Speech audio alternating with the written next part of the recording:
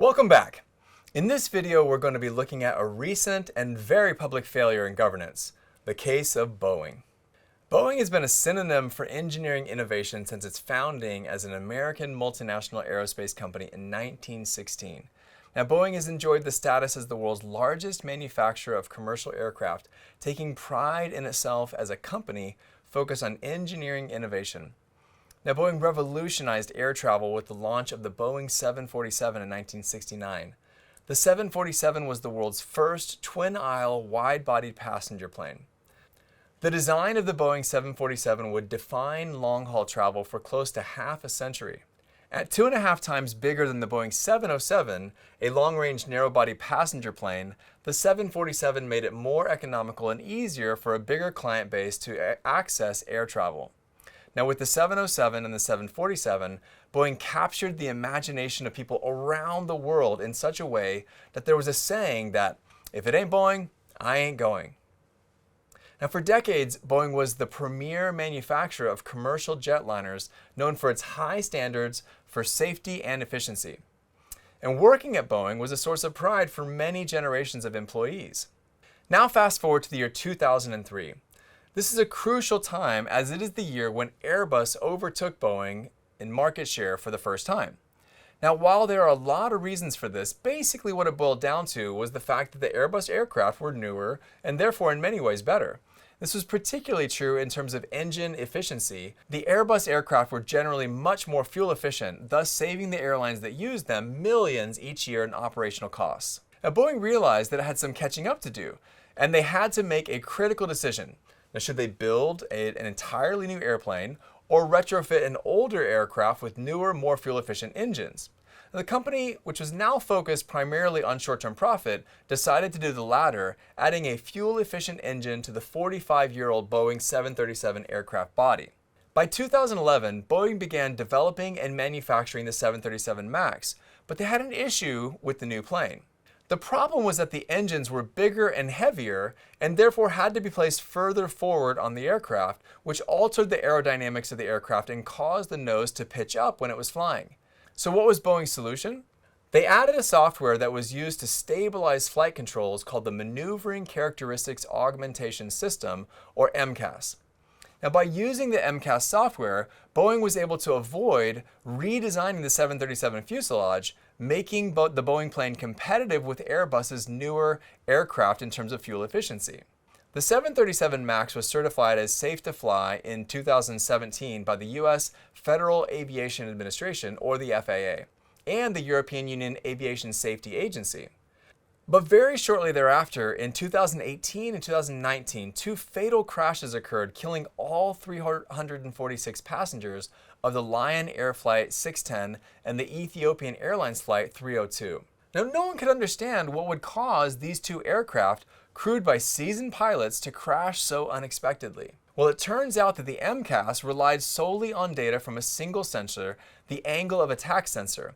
And if this sensor was faulty, or if it fed the system with wrong information, the MCAS would send the whole plane into a dangerous and unrecoverable nosedive. Essentially, since the new 737 MAX engines were positioned more forward on the aircraft, causing the nose of the plane upward, the MCAS system was designed to automatically counteract this, thus causing the nose to come down. But the pilots didn't know about the software, so they tried to correct the upward pitch manually, thus triggering the software to send the plane into a dangerous and unrecoverable nosedive. Now, why would the pilots essentially fight the software system that was installed to correct the upward nose pitch? Well, here's the thing.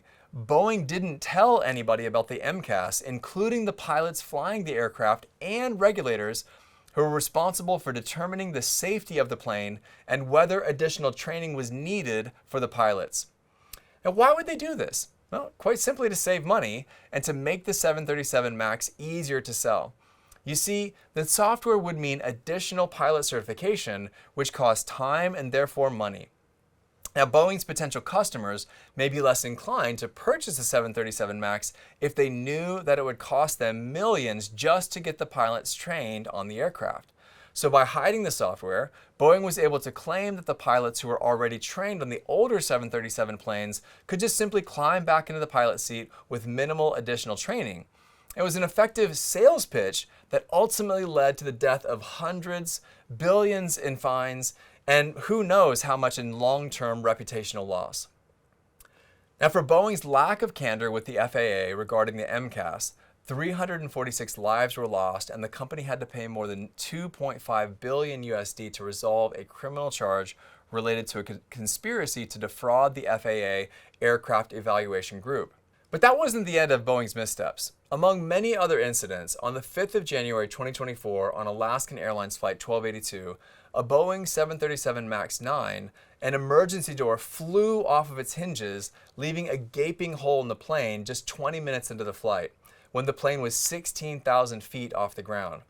Now, had the plane been higher, the pressure change would have possibly sucked passengers out of the plane. An investigation by the U.S. National Transportation and Safety Board revealed that 4 critical bolts made to secure the door plug were not put in place. The door plug was removed in the factory due to damage, but when the plug was reinstalled, the bolts were not put back in. A week after the incident, Boeing stock plunged by 10%, and in March of 2024, the U.S. Department of Justice opened a criminal investigation into the Alaskan Airlines incident.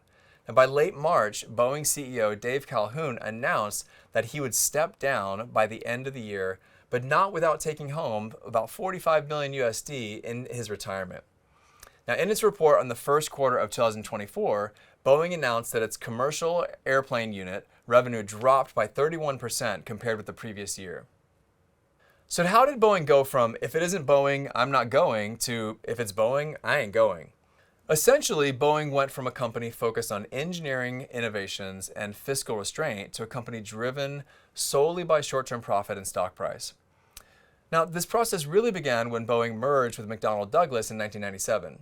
Soon, Boeing's traditional ethos of safety first and engineering excellence was replaced by short-term profit and shareholder maximization approach. But after the merger, the vision of Boeing's new leadership wasn't just to build bigger airliners, but to do so faster and cheaper in order to speed up production and certification and maximize shareholder value. The company's new priority of speed over thoroughness alarmed many former employees who had been working with Boeing for decades and were uncomfortable about the declining safety and quality standards that they were witnessing. So what did they do? Well, they did something that not many are willing to do, something that requires a lot of courage. They spoke out. They spoke out to their managers, explaining their concerns, and some of them even became whistleblowers. Now, unfortunately, many of them were silenced or ignored, and some even lost their jobs. For example, in 2015 and 2016, Boeing employees were already flagging concerns about the MCAS software system in the 737 MAX. John Woods, for example, was a Boeing engineer responsible for making sure the aircraft were safe. Now, according to his statements, he witnessed damaged parts being ignored or papered over and hidden from view. He suspected that there were bad repairs happening at the factory, and he was worried that there would be structural failure in the fuselage. But when he tried to enforce quality standards in Boeing's South Carolina plant, he was harassed by his bosses. Now, John then complained to Boeing's Human Resources Department and said that he was being harassed for doing his very job. And soon after, it is alleged that John was put under review and then fired. John Woods was not the only company whistleblower that Boeing allegedly ignored. Unfortunately, these lapses in governance led to the deaths of hundreds of airline passengers.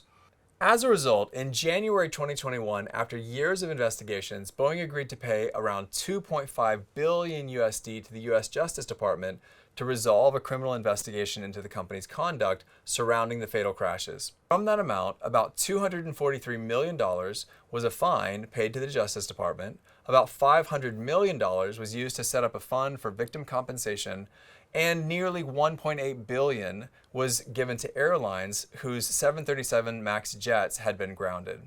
As a part of that settlement, Boeing also agreed to overhaul its compliance practices as part of the deal with prosecutors. In fact, after what was reported as, quote, secret negotiations, the U.S. government agreed not to prosecute Boeing on a charge of defrauding the United States by deceiving regulators who approved the plane. They issued what is commonly referred to as a deferred prosecution agreement so that Boeing and the government could work together to improve the company's governance and safety issues. The U.S. government gave Boeing until January 2024 to clean up its act, and if it didn't, the Justice Department could bring criminal charges against the company. Well, just before that deferred prosecution agreement was set to expire, the January 2024 Alaska Airlines incident, where the door flew off the hinges mid-flight, occurred. The U.S. FAA launched a 6-week investigation and found multiple instances where Boeing and Spirit Airlines Systems, which manufactures the fuselage for Boeing aircraft, allegedly failed to comply with manufacturing quality control requirements. At Spirit Aerosystems, FAA auditors saw unconventional practices taking place, including mechanics using a hotel key card to check a door seal and applying liquid dish soap to a door seal as lubricant in the fit-up process. The door seal was then cleaned with a wet cheesecloth. The FAA audit also found that the 6 Boeing engineers interviewed scored only 58% in their understanding of the company's quality control processes. And for the 89 product audits the FAA conducted on Boeing, the aircraft manufacturer failed 33 of them, with 97 instances of alleged noncompliance. And out of the 13 audits the FAA conducted on Spirit Aerosystems, 7 failed. As a result, on May 14, 2024, the U.S. Department of Justice announced that Boeing violated its 2021 settlement that allowed the company to avoid criminal prosecution. The Justice Department found that Boeing failed to design, implement, and enforce a compliance and ethics program to prevent and detect violations of the U.S. fraud laws throughout its operations, and therefore would not be shielded from criminal prosecution over the fatal 737 MAX crashes in 2018 and 2019. It's now up to the Justice Department to decide whether to file criminal charges against Boeing, and prosecutors will tell the court no later than July 7, 2024, how they plan to proceed. But it's also worth noting that potential criminal liability is only one of Boeing's concerns, with several civil and whistleblower claims that are moving through the court systems. It could easily take years to root out all these problems, install new and effective leadership, change the corporate culture, and refocus on the engineering and safety standards that made Boeing one of the world's most respected companies. Now, in conclusion, the governance failures at Boeing that led to hundreds of passenger deaths, billions in fines, and immeasurable reputation loss cannot be overstated. They serve as a stark reminder of the importance of effective corporate governance and the value of maintaining a holistic perspective on how ESG principles can lead to more sustainable companies over the long run. As we move forward, it's critical that companies prioritize safety and transparency in their decision-making processes. But this case re-emphasizes that ESG is not about platitudes or ticking boxes. It's about building a corporate culture that emphasizes sustainability over the long term. For example, consider this statement taken directly from the ESG section of one of Boeing's recent Code of Conduct documents. At the Boeing Company, our first commitment is to the people and customers who rely on our products and services to protect, connect, and explore our world and beyond. We are each personally responsible for honoring that commitment and for serving as stewards of our company's legacy of aerospace excellence and innovation. We do that by committing to our values and by holding ourselves to the highest standards of conduct in how we do our work, how we treat each other, and we understand that observing the highest ethical business standards is not only the right thing to do, but is critical to our long-term success as a company. I mean, that sounds like a company we could all be proud to work for. But alas, their corporate culture did not align with the ethos of that statement.